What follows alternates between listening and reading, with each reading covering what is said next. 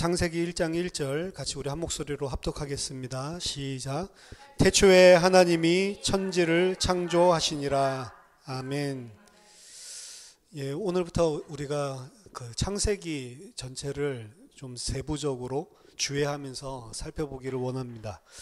오늘 첫 시간이기 때문에 창세기 전체에 대한 그리고 또 창세기를 이해하고 읽기 위한 객관적인 그런 이야기들을 좀 간단하게 하고 마치려고 합니다.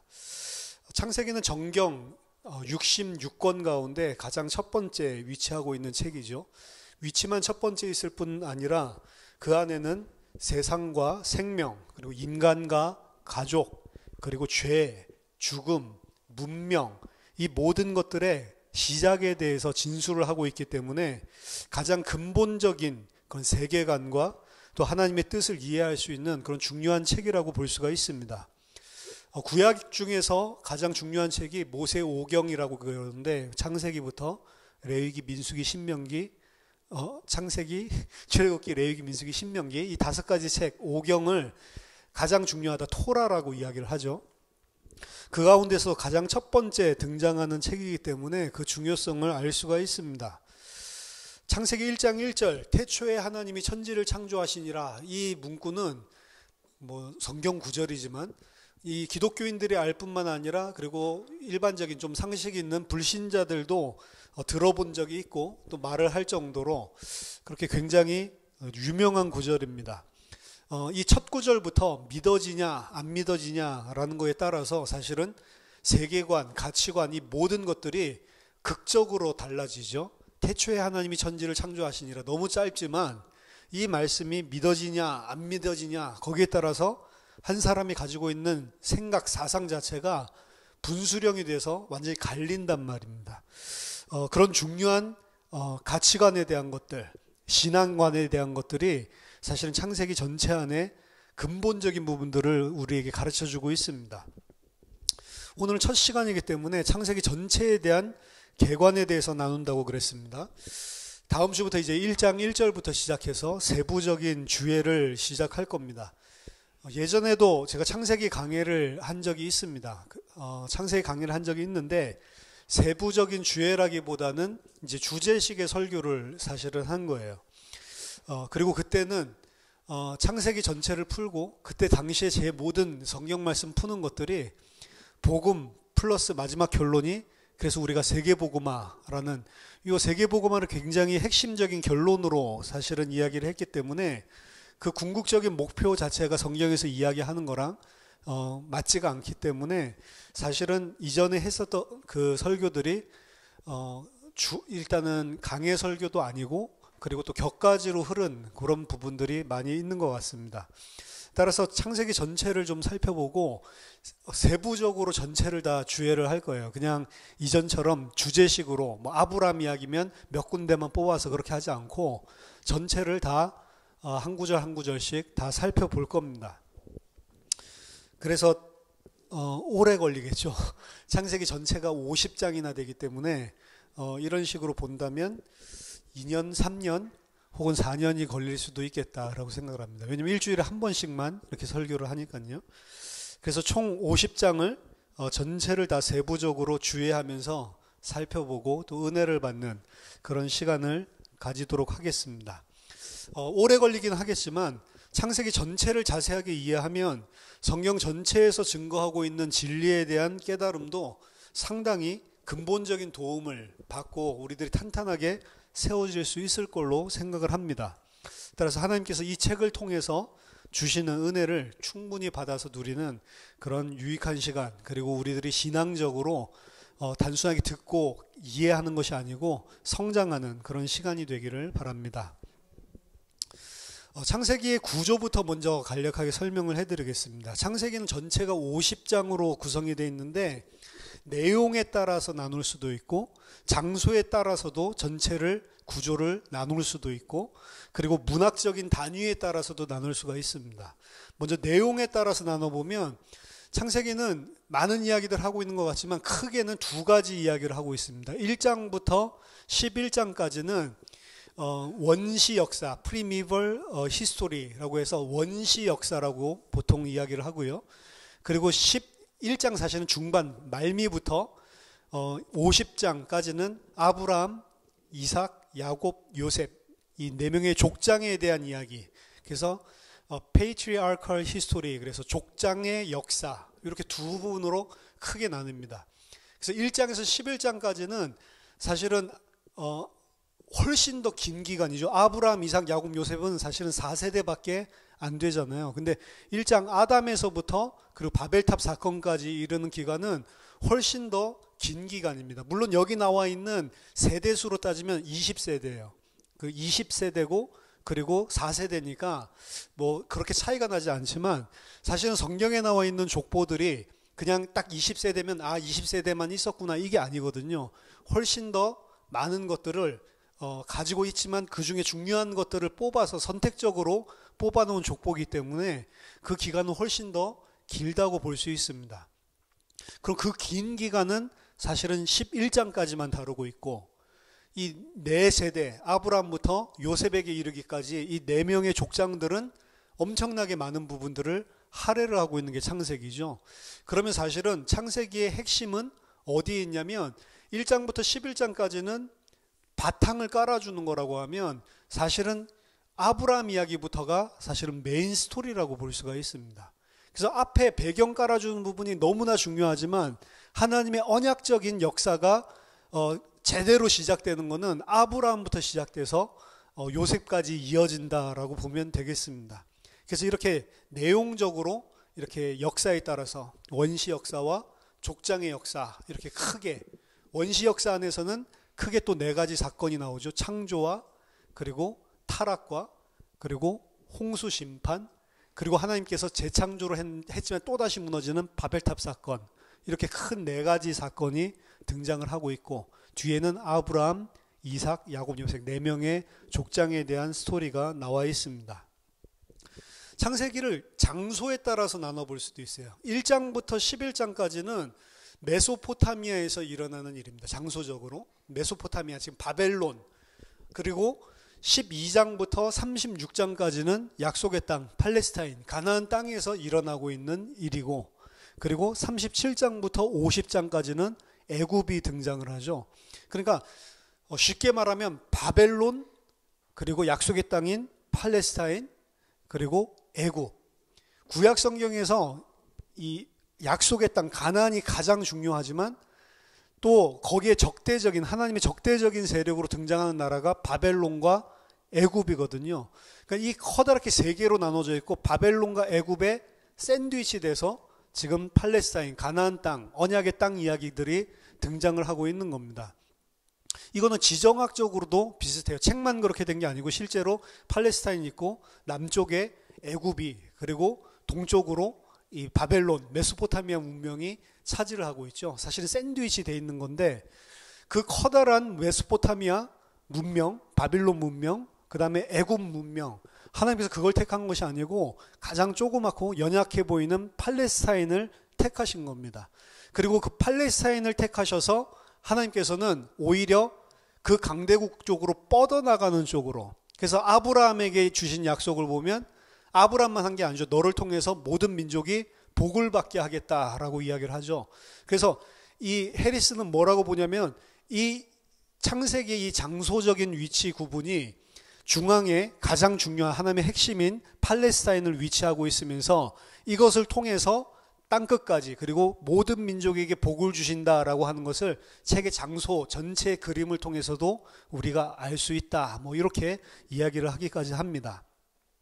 그 다음에 이제 문학적으로 우리들이 본다면 한글 성경에는 조금 정확하게 보이지 않을 수도 있는데 톨레도 포뮬러라고 이야기를 합니다. 톨레도시라고 하는 것 엘레 톨레도 그러면은 이것들은 톨레도시다라는 이야기인데 엘레 톨레도시라고 시작되는 구문을 통해서 이 창세기를 나눠볼 수가 있어요. 엘레 톨레도시라고 하는 것은 두 가지로 개역개정에서는 해석이 됐습니다. 하나는 족보, 그러니까 뭐 누구의 후손들은 자손들은 이러하니 이런 식으로 표현된 적이 있고 그리고 또 스토리 혹은 내력, 이야기. 그래서 천지가 창조될 때의 내력이다. 뭐 이제 이런 식으로 이야기를 하는데 그게 사실은 내력이 아니고 다 톨레도시입니다.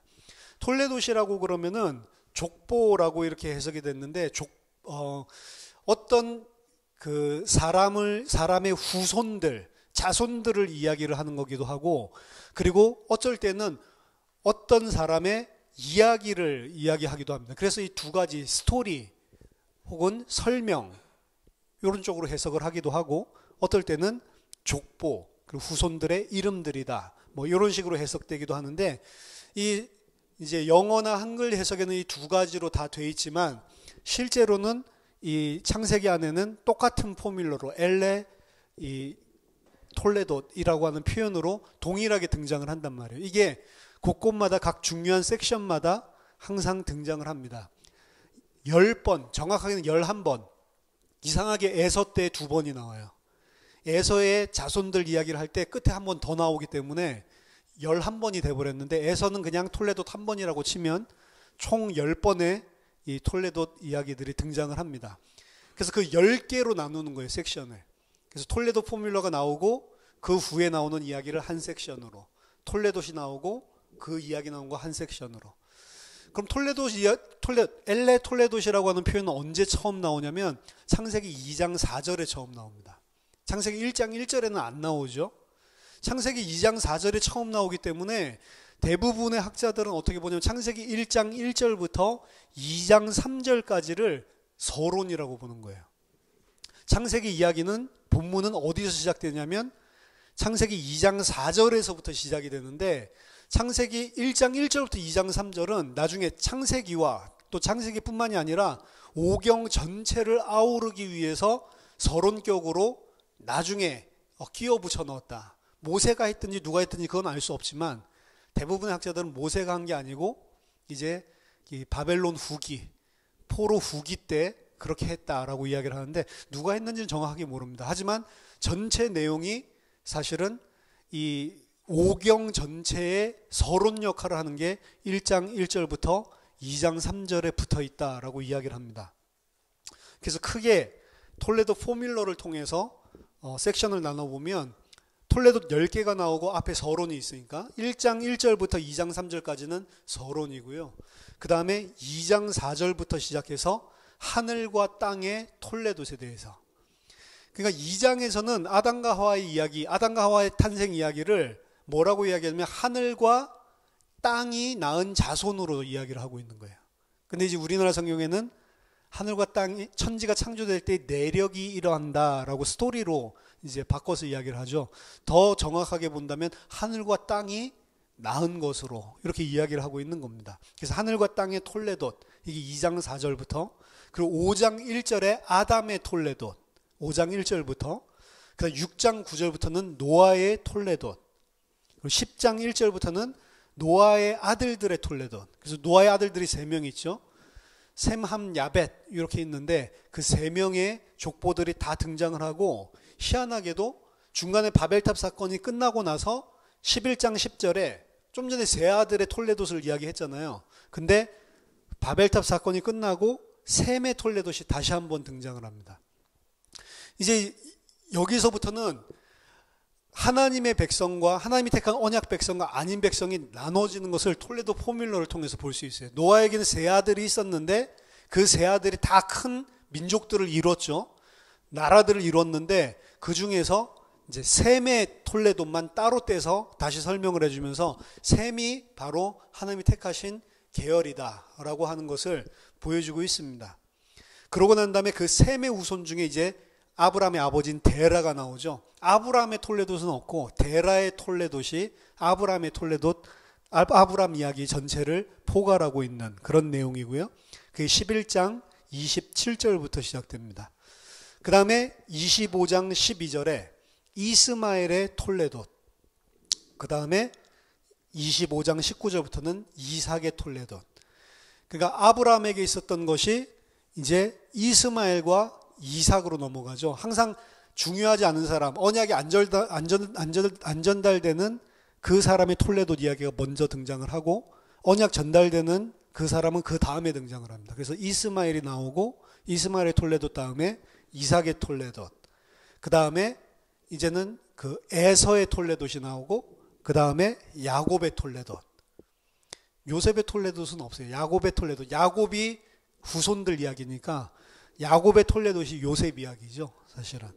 그렇게 전체가 그래서 10개의 톨레도 포뮬러에 의한 문학 단위로 이렇게 크게 나눠볼 수가 있고 서론이 보태져서 11개 이렇게 구성을 할 수가 있습니다. 중요한 거는 이게 이제 왜 10개의 톨레돗이라고 계속 학자들이 이야기를 하냐면 10개 그래야지 뭔가 좀 맞아떨어지니까. 분명히 11개의 톨레돗이 있는데 학자들은 10개라고 하고 싶어요. 그러니까 성경을 학자들이 항상 볼 때 합리적으로 논리적으로 그리고 수학적으로 뭔가를 딱딱 나눠 떨어지게 뭔가를 묶어버리고 싶은데 성경은 그러지 않는 부분들이 많이 존재를 합니다. 우리로 치면은 딱 그 톨레도도 사실은 족장 이야기 전에 5개가 나오고 10개로 나누면 그리고 족장 이야기부터 5개가 나오거든요. 그러니까 이 톨레도시 전반부 원시 역사와 족장의 역사를 5개씩 균형 있게 자리 잡고 있다라고 딱 설명해야 뭔가 이게 뭔가 왁구가 스트럭처가 딱 잡히는 것 같아. 그런데 성경에는 이상하게 그것도 아무 쓰잘데기 없는 에서의 톨레돗, 엘레 톨레돗이 포뮬러가 한 번 더 등장을 한단 말이죠. 그것 때문에 이제 그거는 괄호 쳐놓고 이렇게 이야기를 하는 겁니다. 근데 저는 그거 하나에서도 그 문학적인 구조 안에서도 하나님이 일부러 이렇게 하셨다라고 느껴집니다. 왜냐하면 하나님의 말씀은 인간에게 매이지 않는 거예요. 인간이 파악하고 인간이 완벽하게 하나님의 말씀을 구조를 갖다가 딱 짠다면 그건 하나님의 말씀 아닙니다. 그래서 하나님이 전달되어 오는 과정 중에 어떤 이유에선지 사람에게 매이지 않는다라는 것을 알려주시기 위해서 톨레도 포뮬라도 일부러 5개, 6개, 딱 10개로 안 나눠 떨어지고 오경, 오 막 이런 식으로 막 설명하거든요. 그러니까 딱 맞아떨어지면 속이 시원할 건데 안 그렇게 하는 요소들을 넣어놨다는 거죠. 이게 이제 조직 신학과 성경 신학의 차이이기도 합니다. 저희는 이제 성경 주해를 할 건데 조직 신학적으로 맞지 않는 이야기들이 굉장히 많이 있어요. 성경 이야기들을 성경 자체가 이야기해 주는 대로 읽다 보면 조직 신학에서 이야기해 주는 것과 다른 게 있습니다. 근데 되게 조그매요. 되게 조그마기 때문에 조직 신학자들은 그거를 자기네들이 짜놓은 조직 신학에 의해서 재해석을 하거나 안 그러면 그거는 괄호 이런 식으로 이야기를 하죠. 예를 들어서 조직 신학에서는 하나님의 성품에 대해서 이야기할 때 하나님은 영원 불변하신다. 근데 창세기 읽어보면 하나님이 그 영원 불변하시고 전지전능하시고 그리고 모든 것을 다 하실 수 있는 전능하신 하나님이 후회하는 장면이 나오거든요. 후회하는 것들이 나오면 이건 하나님의 영속적인 그런 속성이랑 뭔가 맞지 않는 거예요. 전능하신 모든 것을 다 알고 모든 것을 다 가능케 하는 하나님의 속성이랑 맞지 않는 거예요. 다 가능하고 다 할 수 있고 원하는 게 있는데 어떻게 하나님이 후회를 하냔 말이에요. 그러니까 그런 후회하는 것들은 이제 재해석을 해야 되겠죠. 그래서 원래 하나님은 후회하지 않는데 그냥 인간적인 표현으로 후회한다고 했을 뿐이다 라고 하고 괄호를 딱 쳐놓고 넘어가거든요. 근데 저는 그런 것들도 그건 이제 뭐 사실은 신학적으로 해결할 수 있는 문제지만 그렇게 해결할 수 없는 문제들이 툭툭 튀어나온단 말이에요. 그래서 조직 신학을 네모 반듯하다고 이야기를 하면 성경 자체는 끝이 울퉁불퉁한 거예요. 그래서 많은 부분은 조직 신학과 겹치지만 울퉁불퉁한 걸 네모나게 딱 하다 보면 어떤 거는 빠지고 어떤 거는 들어가고 이렇게 되겠죠. 그래서 하나님의 말씀에서 뭔가 내 왁구에 맞지 않는 내 프레임에 맞지 않는 부분이 등장하는 거를 해결하려고 하는 사람들이 조직신학인데 절대로 그게 해결이 안 됩니다. 만약에 하나님의 말씀을 진짜로 그렇게 할 수 있는 사람이 있다면 없겠지만 그럼 그 사람은 완전히 그 신학계에서 노벨상감이에요. 절대로 그렇게 되지 않매예요. 그래서 성경에는 해석들도 다양할 수 있고 성경 안에는 내가 생각하는 대로 잘못 볼 수도 있습니다. 그래서 굉장히 위험하죠. 내가 이렇게 봐야 되겠다라고 결심하고 보면 다 매이지 않는데도 그 눈으로 봐버리는 거예요. 그게 조직신학이란 말이에요.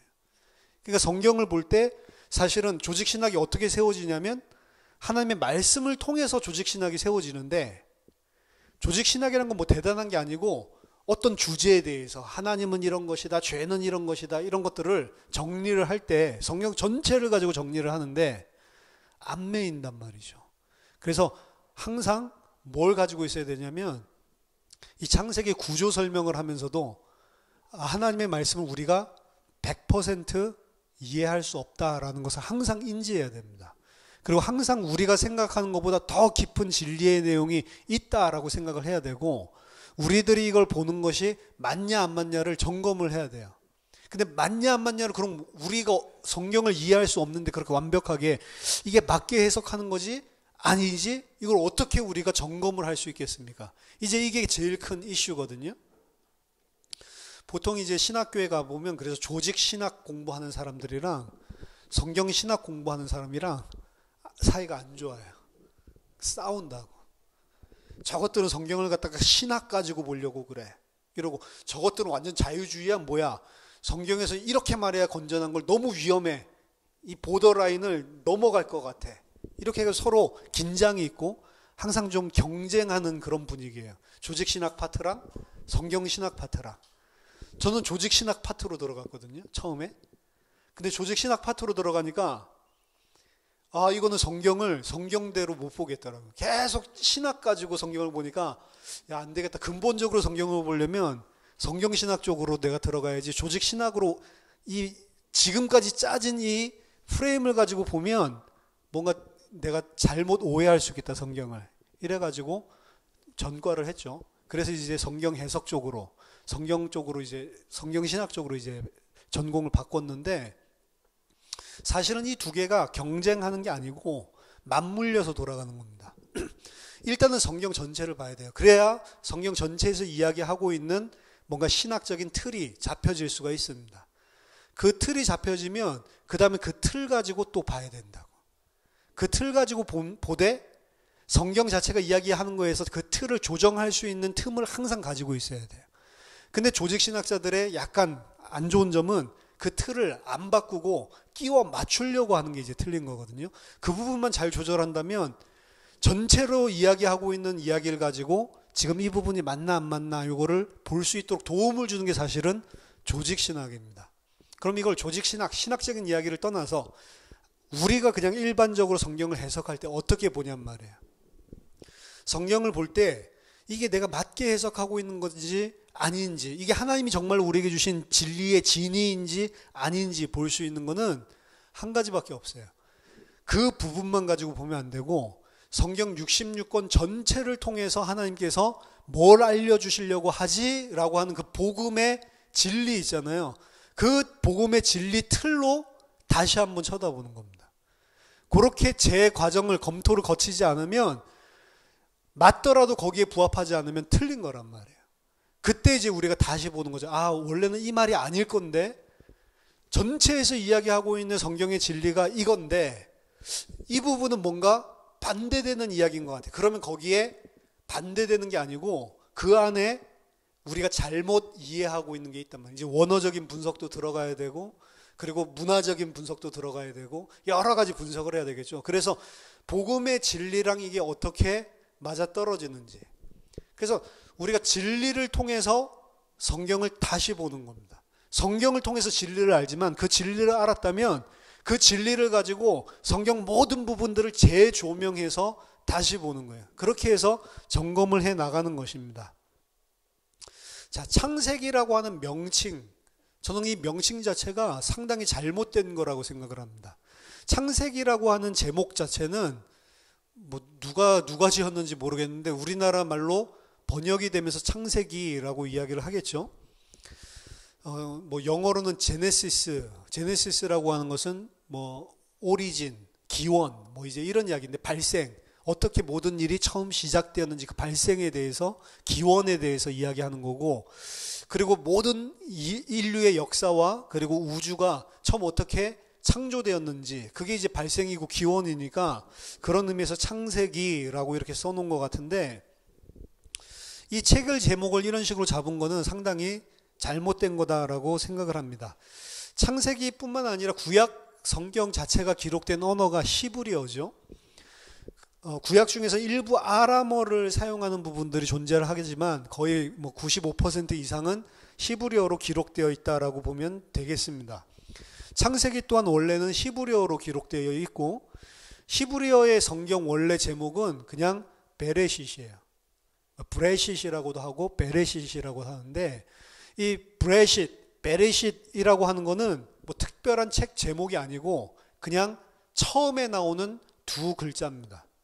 그래서 브라고 하는 전치사랑 레싯이라고 하는 이런 전치사에 붙어서 활용할 수 있는 어미로 이 명사가 변화된 건데 로시가 레싯이 된 거예요. 그래서 브레싯, 베레싯. 그럼 그 뜻이 뭐냐? 그냥 태초에라는 소리예요. 그러니까 창세기라고 하는 책 제목이 있는 게 아니고 그냥 태초에 이렇게 그냥 부르는 겁니다. 책을. 책 이름 자체가 없어요.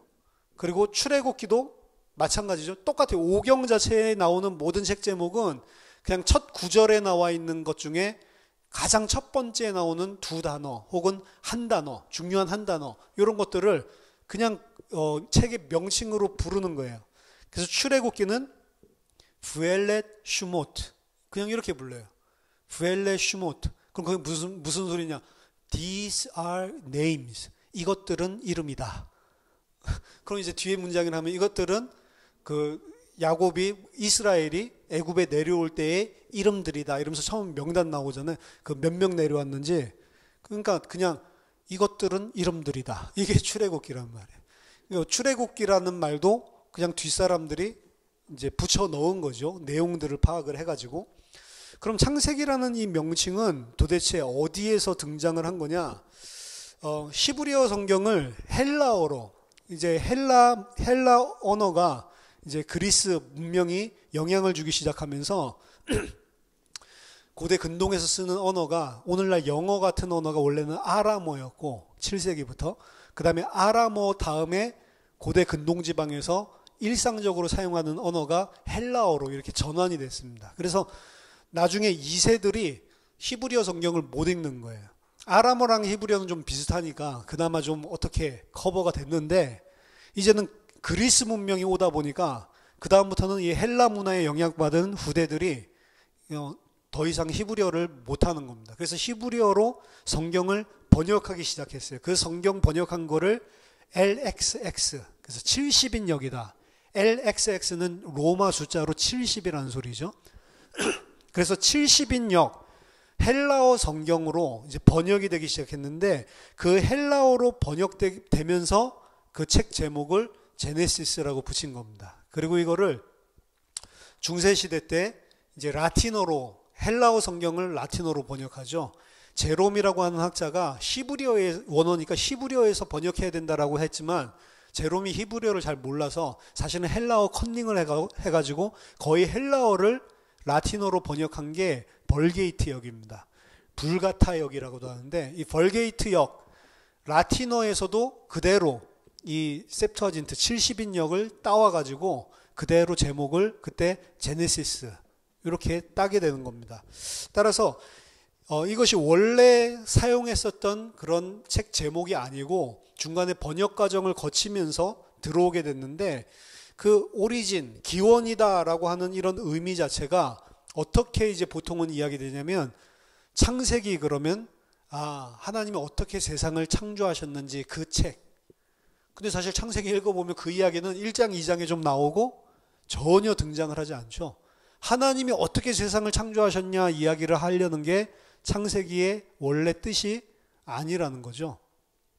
그거는 중요한 배경을 이야기하고 하나님의 성품을 설명하는 건 맞지만 그리고 그 속에도 다 진리가 담겨 있지만 창조가 어떻게 됐다, 세상이 어떻게 만들어졌다 그 기원을 이야기하려고 하는 게 창세기의 목적이 아니라는 것입니다. 하지만 창세기라고 해놓으니까 창세기 그러면 어떻게 세상이 창조됐지? 항상 그 관점을 가지고 사람들이 창세기를 이해한단 말이에요. 다 읽어보지도 않고. 그렇죠? 그래서 잘못된 견해를 만들어내는 그런 명칭이다라고 생각을 합니다. 창세기는 어떻게 하나님께서 우주를 창조하셨고 지구를 창조하셨고 사람을 창조했는지 거기에 대해서 쓰고 있는 책이 아닙니다. 근데 그런 식으로 오해를 하고 창조과학회라든지 이런 데서는 창세기를 가지고 이 과학적인 그런 세상, 어떻게 세상이 만들어졌는지를 증명하려고까지 한단 말이에요. 틀렸죠. 이건 과학책이 아니고 세상이 어떻게 만들어져 있는지를 보는 게 아닙니다. 그래서 요새는 과학과 신학과의 대화, 이렇게 해서 과신대, 거기에서 이제 창조과학회에서 이야기하는 것들을 엄청나게 까죠. 창조과학회에서는 이 문자적으로 해석을 다 해요. 그래서 여기에 나와 있는 톨레도, 족보를 가지고 모든 연대를 다 칩니다. 그래서 지구의 역사를 6,000년, 젊은 지구 역사설인데 6,000년으로 보죠. 근데 과학적으로 많은 증거들을 가지고 있는, 그리고 계속 발견되고 있는 이런 정보들에 의하면 6,000년 만에 된 것이 아니고 거의 뭐 46억이다. 뭐 지구의 나이는. 뭐 이런 식으로 이야기를 하죠. 그럼 이제 어떤 게 맞냐? 이걸 가지고 창세기를 가지고 싸운단 말이에요. 창세기 보니까 하나님이 창조했다고 그랬고, 하루에 빛도 창조하고, 하루에 하나님께서 뭇도 올라오게 하고, 하루에 하나님이 모든 이 종류대로 다 만들었다고 하고, 그러니까 진화론도 안 되고, 그리고 하나님께서 무조건 어느 순간에 하루 만에 쫙 다 무에서 유를 창조하는 그 능력이 있으시니까 그렇게 창조하셨다고 창세기는 이야기한다. 거기에 근거해서 싹 다 이해를 하는 거죠. 그러니까 사람 만들고 나서 인류의 문명도 6,000년, 그 이전에 살았던 무슨 증거들이 나온다 해도 안 믿죠. 그냥 6,000년이어야 돼, 무조건. 그렇게 이야기를 하는 겁니다. 그게 틀렸다고요, 사실은. 진화론이 맞냐 창조론이 맞냐 요거 이야기하고 따지라고 써놓은 책이 창세기가 아닙니다. 진화에 대한 이야기들을 크게 보면 할 수는 있겠죠. 창세기를 쳐다보면서. 하지만 진화론자들이 주장하고 있는 종과 종 사이의 대진화라고 하는 개념은 인정할 수 없을 수 있을지 몰라도 종 안에서의 진화는 당연히 뭐 인정할 수도 있고, 딱 6,000년이라고 굳이 그렇게 이야기할 필요도 없습니다. 왜냐하면 여기에 나온 족보들을 다른 족보들이랑 비교해 보면 빠진 것도 있고 들어가 있는 것도 있고, 그래서 선택적으로 사실은 족보들도 기록을 해놓은 거라고 볼 수가 있어요. 그리고 뭐 이것도 사람의 수명이 뭐 어떻게 됐다 이런 것도 막 성경 가지고 막 해석을 하죠. 그때는 뭐 노아 때는 뭐 물이 이렇게 있어가지고 뭐 자외선 오존층 뭐 이런 것들 오존 다 막아주고 이래가지고 완전 뽀송뽀송한 피부로 무태서 이 땅에서 수증기가 딱 촉촉할 정도로 올라와가지고 너무너무 오래 살았는데, 이제 위에 궁창이 무너지면서 위에 물이 쏟아지면서 그러면서 오존층 대기권이 생기고 막 이런 식으로 이야기하죠. 그거 이야기하는 게 아니라니까요. 이 책은 언제 쓰여졌죠? 최소 BC 1000년 이전, BC 1500년, 보통 모세 때를 기준으로 그렇게 이야기를 하기도 하는데 모세 때를 1200년대라고도 보기도 하니까, 그럼 BC 13세기, BC 15세기 이럴 때 쓰여졌단 말이에요. 그럼 BC 15세기에 하나님께서 쓸 때에 오늘날의 과학적인 개념으로 세상을 어떻게 창조했고 오늘날의 과학으로 생명 발생은 어떻게 되는 거고 요거 설명하는 현대 과학적인 개념으로 쓴 책이 아니란 말이에요. 그때 사람들이 이해하고 있었던 세계관, 아 세상은 이렇게 만들어졌대라고 막연하게 전해 내려오는 그냥 근본적인 공유하고 있는 지식들이 있단 말이에요. 그 중에는 역사적인 사실도 있죠. 그러니까 홍수 이야기 같은 것들을 보면 그냥 이 메소포타미아만 있는 게 아니고 중국에도 있고, 그리고 중남미에 있는 부족 국가에 가도 그런 홍수 이야기들이 있고, 그러니까 뭔가 엄청나게 오래전에 완전히 다 죽는 그런 대홍수가 있었다라고 하는 거는 곳곳마다 설화들을 수집하는 사람들이 보고, 야 이거는 성경에서만 말하고 있는 게 아니고 전 세계 각 부족들마다 엄청나게 이런 이야기가 많이 있구나 이렇게 이야기를 합니다. 그러니까 BC 1500년 그 경에도 그 사람들이 공통적으로 가지고 있었던 생각들이 다 있단 말이에요. 어떻게 세상이 만들어졌고 처음에 사람들이 어땠었고 그런데 어떻게 하다가 홍수가 일어났고, 이런 이야기들이 약간 다 각색이 되고 자기네들 따라 이야기하려고 하는 목적이 다르기 때문에 전부 다 각 나라와 족속에 따라서 달라졌지만, 그래도 공유하고 있는 것들이 있었다고요.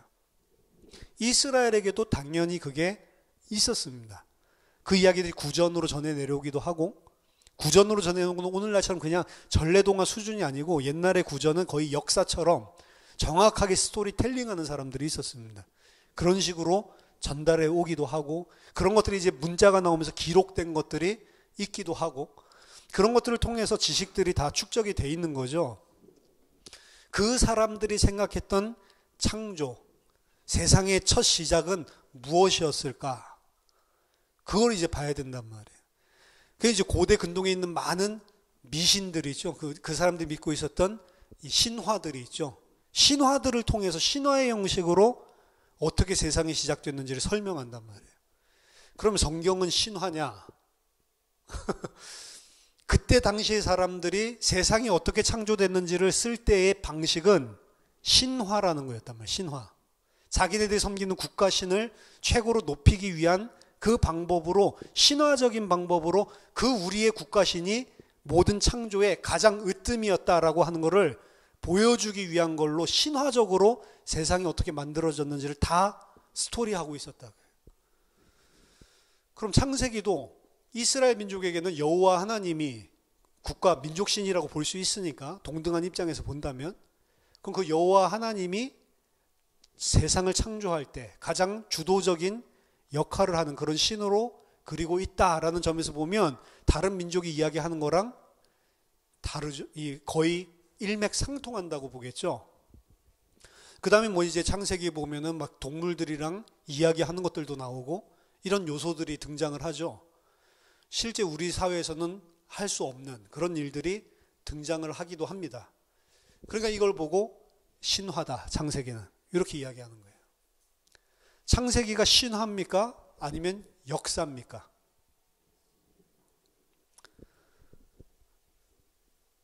창세기는 현대 과학이 아니고 고대 근동에 있었던 BC 2세기, BC 2000세기 요때에 있었던 우주관을 가지고 쓰여진 거다. 요거는 이해가 되시죠? 그럼 창세기가 신화냐, 창세기가 역사냐라고 하는 문제는 어떻게 생각을 하냐면, 신화다, 역사다라고 하는 거를 누가 지금 상정을 하고 있냐면 현대인이 상정을 하고 있는 거예요. 이거는 신화, 이거는 역사. 세상이 어떻게 창조됐는지를 역사로 써야 될 때 오늘날 현대인들은 이런 방식으로 써야 역사지라고 하는 고정관념이 있어요. 근데 그때 당시에는 그런 방식으로 쓰는 글 자체가 없었어요. 세상이 어떻게 시작됐는지를 쓸 때는 과학적인, 오늘 같은 현대 과학적인 그런 방법으로 쓰는 것도 아니고, 그리고 역사를 그런 방식으로 쓰는 법도 없고, 다 어떤 식으로 써요? 무슨 자기네 신들을 높이는 그런 식으로 신화적인 그런 형태로 역사를 기록을 한다고. 그럼 창세기도 사람에게, 그때 당시에 사람에게 준 책이기 때문에 그들이 알고 있는 형식을 통해서 줄 수밖에 없는, 그러니까 신화적인 것 같은 요소들이 나오는 거예요. 그러니까 자유주의 신학자들이 이거 봐, 창세기도 신화지, 비슷한 게 있잖아, 이렇게 이야기를 하는데, 그때 당시 사람들에게는 그런 식으로밖에 하나님이 계시를 할 수가 없다고요.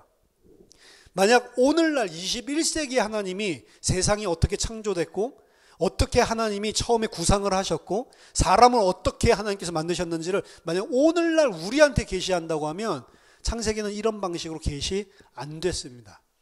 과학적으로 우리들이 알 수 있는 인류의 기원이라든지 하나님이 어떻게 이 세상을 만들었는지를 우리에게 맞게끔 설명을 해주세요. 그것도 정확하게 설명 못하겠죠. 우리가 이해할 수 있는 수준만큼으로만 설명을 해줄 수가 있겠죠. 그때 당시의 사람에게 이해할 수 있는 방식으로, 그때 당시의 사람이 딱 읽으면 아, 이게 창조 이야기구나, 세상 처음 시작될 때. 그런데 여기 차이점이 있단 말이에요.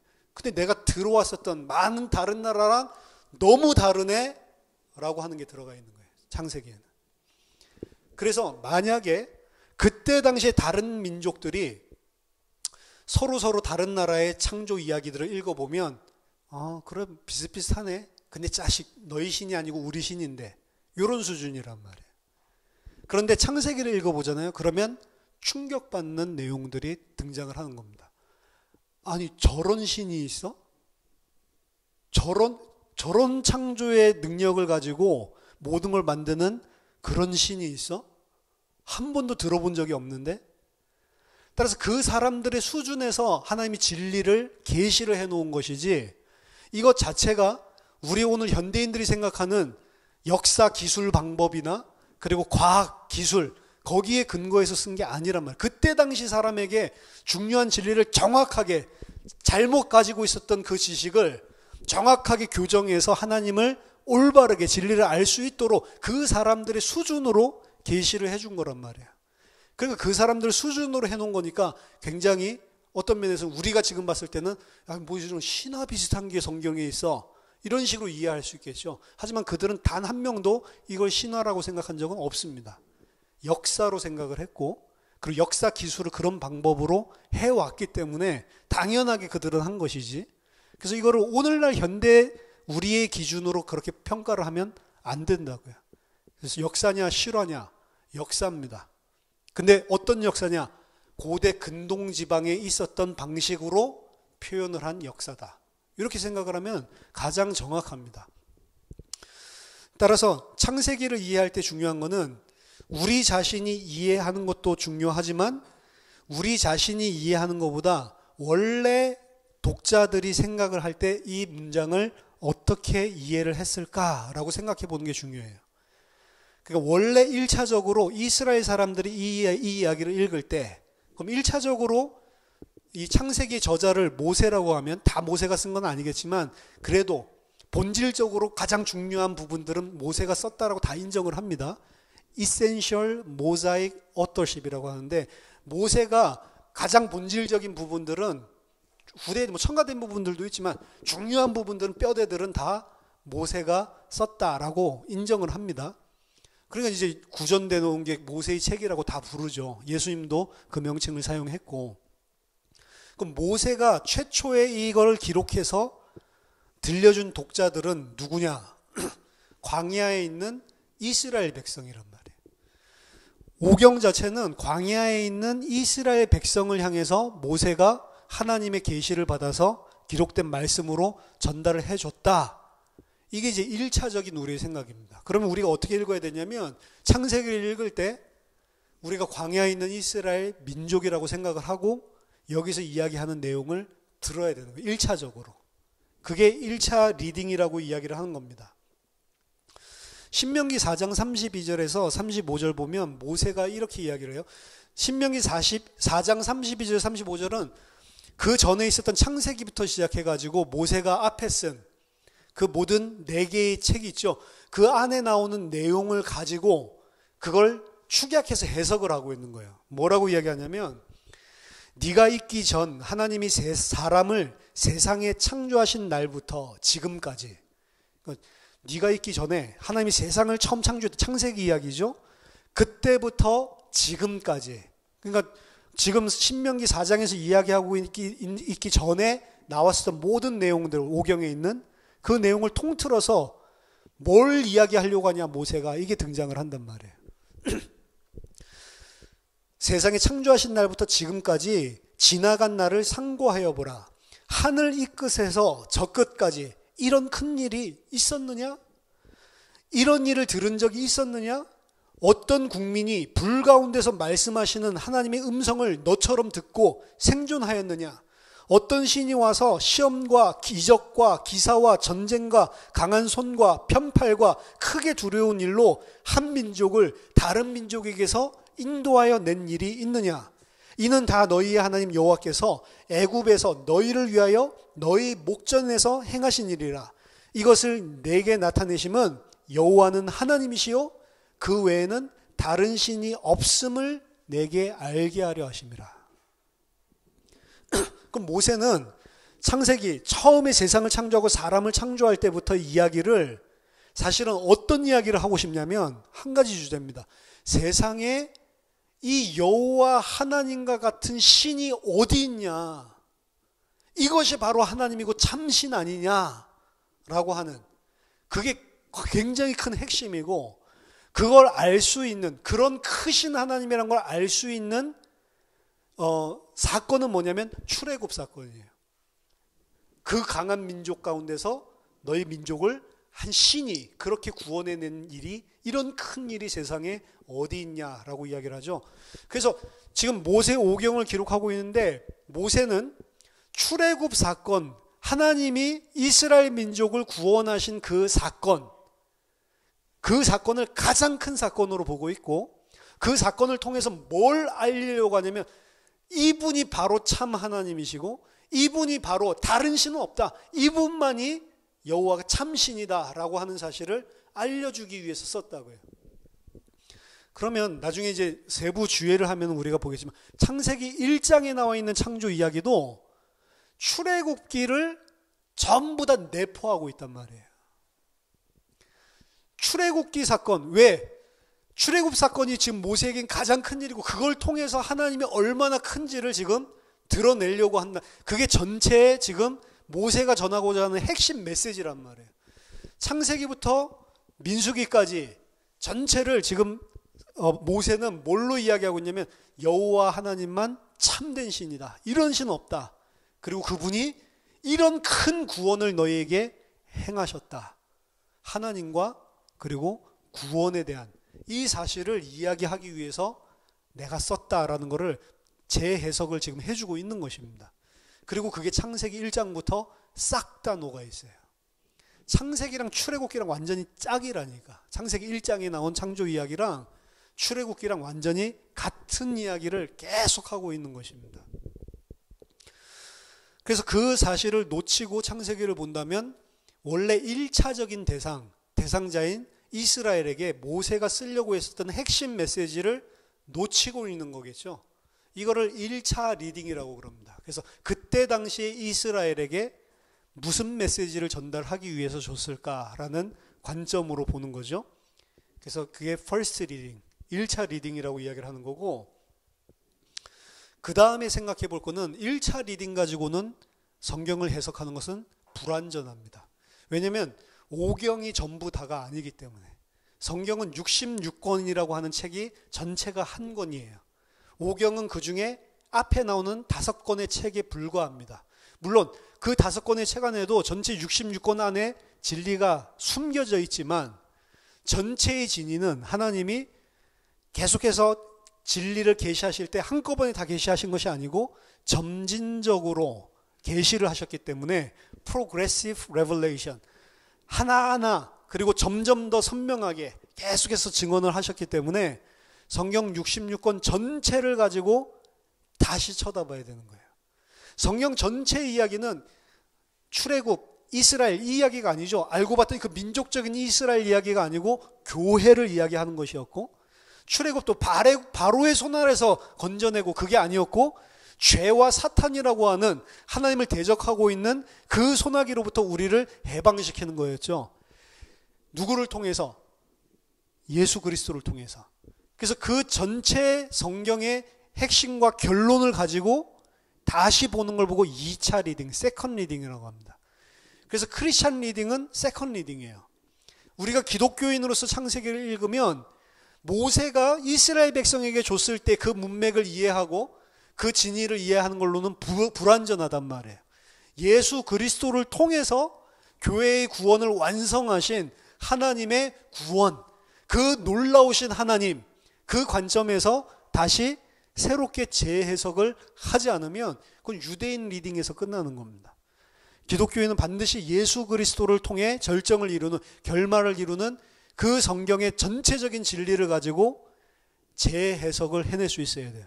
심지어 어느 때에는 이 본문이 그렇게 이야기하는 건가? 의심스러울 정도로, 그렇게까지 다 예수 그리스도 이야기야? 라고 싶을 정도로까지 2차 리딩을 해야 되는 거예요. 안 그러면 1차 리딩은 사실은 비기독교인의 리딩이라고 볼 수가 있습니다. 거기까지만 본다면 우리는 유대인이랑 다를 바가 없단 말이에요. 모세를 통해서 하나님께서 구원하신 게 아니죠. 모세 또한 그리스도를 예표하는 그림자였죠. 그래서 모세가 구원해낸 게 아니고 예수 그리스도가 구원해낸 걸로 재해석하지 않으면 이스라엘 민족 역사밖에 안 된단 말이죠. 그래서 궁극적으로 하나님께서 교회에게 주시는 메시지를 창세기를 통해서 성경 66권 전체의 결론의 눈을 가지고 다시 재해석을 할 수가 있어야 된다. 제 딸이 요즘 그 해리포터에 꽂혀가지고 해리포터 1편을 한 4번, 5번 계속 보는 것 같아. 계속 그것만 봐. 2편 보자니까 무서워서 못 본대. 1편만 계속 보는데, 그러니까 이제 그거 보니까 이제 책도 읽고 싶고, 그 마법 지팡이도 가지고 싶고, 관심이 많죠. 전 옛날에 책도 봤고, 영화도 봤는데, 1편을 이제 다시 이렇게 보게 됐어요. 다시 보는데, 스토리를 다 알잖아요. 스토리를 다 알고 보니까 보이더라고요. 거기 보면 스네이프라고 하는 아주 고약한 교수가 나오죠. 그 슬리데린 그 나쁜 쪽 계열이라고 보면 돼요. 거기 있는 교수인데 얼마나 해리포터를 미워하고 주인공을 그리고 싫어하는지 몰라. 그리고 보면 음사하는 게 나쁜 악당 같아 딱 보면. 그리고 책에도 그렇고 영화에도 그렇고 그 사람이 진짜 나쁜 놈처럼 계속 그리고 있거든요. 근데 또 다른 교수 한 명이 나옵니다. 퀴렐 교수라고 나오는데 이 사람은 겁쟁이에다가 말도 더듬고 그리고 너무 유순하고 착해요. 맨날 머리에 터번 쓰고 다니는. 근데 사실은 누가 나쁜 놈이냐면 이 퀴렐 교수가 나쁜 놈이거든. 그 터번 열어보면 그 안에 악당 볼드모트가 기생해서 살고 있거든. 그러니까 처음에는 이제 책 읽을 때도 그거 모르고 보다가 나중에 야 스네이프가 완전히 나쁜 놈인가 보다 싶었는데 퀴렐이 딱 나쁜 놈인 게 딱 들어왔을 때 충격받죠. 와, 저 말더듬이 저 착한 인간이 나쁜 놈이었구나. 이거를 이제 알게 되면서 충격을 받게 되는데 저는 이제 그걸 다 알잖아요. 알면서 그 퀴렐이 연기하는 거를 이렇게 쳐다봤거든요. 근데 이놈이 나쁜 짓은 다 하고 있더구만 뒤에서. 얼굴 표정의 그 사악함이라든지 막 이런 것들을 얼마나 잘 연기를 했는지 몰라요. 그게 이제 제일 이제 하이라이트가 퀴디치라고 하는 막 빗자루, 마법 빗자루 타고 막 경기하는 게 나오는데 그거 할 때 해리포터가 갑자기 어떤 주문에 영향을 받아가지고 막 그 운전을 못하고 죽으려고 하는 이런 게 나오는데 스네이프 교수, 나쁜 교수라고 계속 그리고 있는 그 교수가 중얼중얼 거리면서 눈을 쳐다보면서 계속 해리포터를 쳐다보면서 중얼중얼 주문을 걸고 있는 거예요. 그러니까 그거 쳐다보고 해리포터 친구 헤르미온느가 아 스네이프가 지금 내 친구한테 나쁜 짓 하고 있다 이렇게 해서 불을 질러가지고 그래가지고 이제 그 눈을 못 쳐다보게 해서 주문에서 풀리게 만드는데 스네이프가 나쁜 놈이라고 생각하고 처음에는 다 보니까 아 지금 해리포터를 죽이려고 막 주문 걸고 있구나 이렇게 보이는데 뒤에 살짝 그 퀴렐 교수가 등장을 하거든요. 그 퀴렐 교수가 사실은 해리포터 쳐다보면서 주문을 걸고 있는 거예요. 스네이프 교수는 해리포터를 막기 위해서 해리포터를 해코지하는 걸 막기 위해서 마법 저항을 하고 있는 거죠. 그걸 하고 있는 거고 진짜 나쁜 놈은 뒤에 조그맣게 화면에도 조금밖에 안 나와요. 근데 그 놈이 쳐다보면서 막 이러고 있고 불이 질러져서 자기가 그 마법을 더 이상 못 걸게 됐을 때 엄청 당황한 표정을 그냥 뒤에서 생쇼를 하고 있더구만 혼자. 원래 지금 처음 보는 사람들은 아무 신경을 안 쓰고 있는데 그 연기자는 그 속에서 자기 역할을 그렇게 감당을 하고 있는 거예요. 이게 1차 리딩과 2차 리딩의 차이점입니다. 1차 리딩은 분명히 그 안에서 이야기하는 내용을 그 나름대로 정직하게 이야기를 하고 있지만 진의는 아니란 말이에요. 거기에 머물 경우에 틀린 거죠. 근데 2차 리딩을 하게 되면 그 전에 1차 리딩을 할 때 안 보였었던 부분 결론을 알고 보니까 모든 것들이 다 보이기 시작을 합니다. 마치 축구, 야구, 하이라이트 보는 것처럼 아 저기서 저렇게 해서 지지 아 벌써 저놈이 벌써 병살타 칠 그런 각이네 하고 나오는 폼이 이런 것들이 다 보이죠. 페널티킥 찰 때도 아 저렇게 하니까 저놈이 이 실축을 했지 다 알고 나서 보면 이 사람의 심리도 파악을 하고 왜 실축했는지 찍고 까불다가 그랬구나 뭐 이런 것들도 다 재해석을 할 수 있는 거죠. 그러니까 전체를 다 보고 다시 읽으면 아, 이 이야기를 이런 식으로 이해를 했었겠지만 진짜 하나님이 원하는 진의는 이 이야기였네. 그것까지 보는 게 크리스천 리딩이라고. 그래서 창세기뿐만 아니라 모든 성경이 다 마찬가지입니다. 퍼스트 리딩이 있고 세컨드 리딩이 있는 거예요. 세컨드 리딩은 그리스도를 통해서 그리스도의 십자가와 부활을 통해서 결론을 가지고 다시 그 본문으로 돌아가는 것입니다. 그래서 창세기는 세상을 어떻게 창조했는지 그 이야기를 하고 있는 게 아닙니다. 성경 전체는 한 가지 주제를 이야기하고 있는 거예요. 하나님에 대해서 이야기하고 있고 그 하나님이 우리를 어떻게 구원해서 생명을 주시는지 딱 그 주제, 구원에 관한 역사책입니다. 그 이야기만 하고 있는 게 성경책입니다. 요한복음 5장 39절에 너희가 성경에서 영생을 얻는 줄 생각하고 성경을 연구하거니와 이 성경이 곧 내게 대하여 증언하는 것이다. 성경은 예수 그리스도에 대해서 증언을 해서 그 예수 그리스도를 통해서 생명을 얻게 하는 것을 목적으로 하는 책이라고. 처음부터 끝까지. 왜? 하나님은 처음부터 그 계획을 세우셨고 처음부터 그 계획을 성실하게 신실하게 이행하셨고 이루어내시고 완성하시는 그게 이 역사란 말이죠. 디모데후서 3장 15절 성경은 능히 너로 하여금 그리스도 예수 안에 있는 믿음으로 말미암아 구원에 이르는 지혜가 있게 하느니라. 요한복음 20장 31절 오직 이것을 기록함은 너희로 예수께서 하나님의 아들 그리스도이심을 믿게 하려 하며 또 너희로 믿고 그 이름을 힘입어 생명을 얻게 하려 함이라. 창세기도 세상이 어떻게 창조됐다, 진화론이 맞다, 창조론이 맞다, 하나님이 창조했다고 돼 있어요. 방법은 없어요. 진화를 사용했을 수도 있고 방법 자체는 아예 관심이 없습니다. 세상을 창조하신 이야기도 어떻게 세상 창조했다, 말씀으로 창조했다. 근데 말씀으로 창조했다라는 의미가 뭐냔 말이에요. 그걸 통해서 예수를 알고 예수를 믿어서 생명을 얻게 하려는 거지, 말씀으로 창조했다 그것도 방법 가르쳐 주려고 하는 게 아니라고요. 하나님이 누구시고 하나님이 이루시는 구원이 무엇인지를 우리에게 알고 믿어서 생명 주려는 게 목적이지.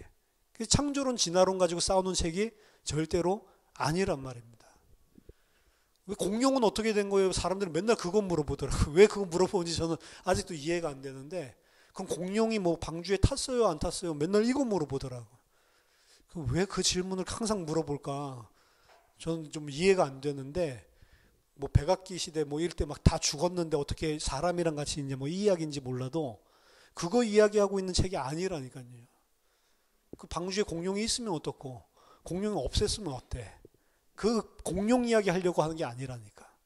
성경에서 하는 이야기는 그래서 우리 궁금증 풀어주는 책이 아닙니다. 어떻게 보면 우리가 관심 없어 하는, 그렇지만 하나님이 가장 소중하게 생각하는 생명 주시려고 주신 책이에요.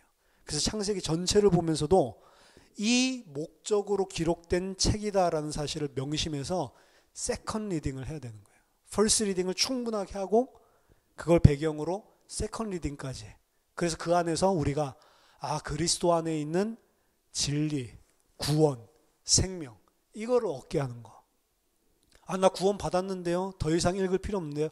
구원 그게 아니랬죠. 구원은 하나님의 백성이 돼서 자라나는 전 과정, 온전한 자로 세워지는 전 과정이 구원이라고 그랬죠. 창세기를 통해서 하나님의 은혜와 사랑을, 그리스도 안에 있는 하나님의 은혜와 사랑을 알아서 그 은혜와 사랑에 감격해서 내가 하나님의 백성으로 온전하게 세워지도록 창세기를 읽어야 되는 거예요. 저와 여러분들이 이 창세기 강의 시간을 통해서 창세기 책을 통해서 하나님께서 주시는 이 진리로 성장하고 그리고 하나님의 백성으로 온전하게 은혜 받는 시간 되기를 예수 그리스도 이름으로 축원합니다. 기도하겠습니다. 하나님 은혜를 감사드립니다. 저희들이 또 이제 창세기를 통해서 하나님을 알게 하시고 그 하나님이 예수 그리스도를 통해 우리에게 베푸신 은혜와 사랑이 지극히 크심이 무엇인지 정말로 알고 믿고 감격하고 그 은혜로 말미암아 하나님의 백성으로 온전히 성장하게 하셔서 하나님의 영광을 밝히 드러내는 그런 하나님의 백성 될 수 있도록 은혜 받는 시간 될 수 있도록 성령으로 함께하여 주시옵소서. 예수 그리스도 이름으로 기도하옵나이다. 아멘.